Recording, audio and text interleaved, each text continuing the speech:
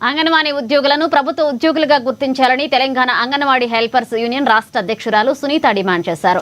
సోమవారం ఆదిలాబాద్ జిల్లా కలెక్టరేట్ ఎదుట అంగన్వాడీలతో కలిసి ధర్నా చేపట్టారు. రాష్ట్ర కమిటీ పిలుపు మేరకు అన్ని కలెక్టరేట్ల ముందు నిరసన ప్రదర్శన నిర్వహిస్తున్నామన్నారు. కనీస వేతనం అమలు చేయాలని, పీఎఫ్, ఈఎస్ఐ, పెన్షన్ సౌకర్యం కల్పించాలని పేర్కొన్నారు. ప్రభుత్వం అంగన్వాడీలకు ఇచ్చిన హామీలను నెరవేర్చాలని కోరారు. అయితే అసెంబ్లీ సమావేశాల సందర్భంగా మేము చలో హైదరాబాద్ కార్యక్రమం నిర్వహించాము. అందులో భాగంగానే ఈరోజు రాష్ట్ర వ్యాప్తంగా కలెక్టర్ ఆఫీస్ ముట్టడీలు జరుగుతున్నాయి.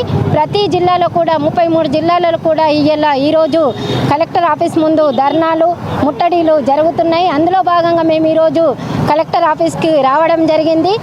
కాంగ్రెస్ ప్రభుత్వం వచ్చి 2 సంవత్సరాలైంది. మేనిఫెస్టోలో 18,000 వేతనము అంగన్వాడీలకు ఇస్తామని చెప్పింది. ఇప్పటి వరకు కూడా అసెంబ్లీలో మాట్లాడకపోవడం, అలాగే పీఎఫ్ సౌకర్యము, ఈఎస్ఐ సౌకర్యాలు కల్పిస్తామని ప్రభుత్వం చెప్పింది.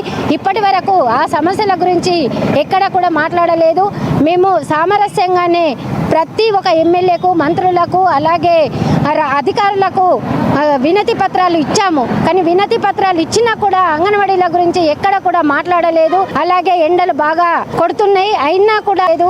మరి అంగన్వాడీల సమస్యలు మాట్లాడతామని కూడా చెప్పలేదు. పైగా మా మంత్రి గారు మీరు పోరాటాలు చేస్తే అంగన్వాడీల సంగతి ఏంటో చూస్తామని అనడము ఎందుకని మేము ఖండిస్తా ఉన్నాము.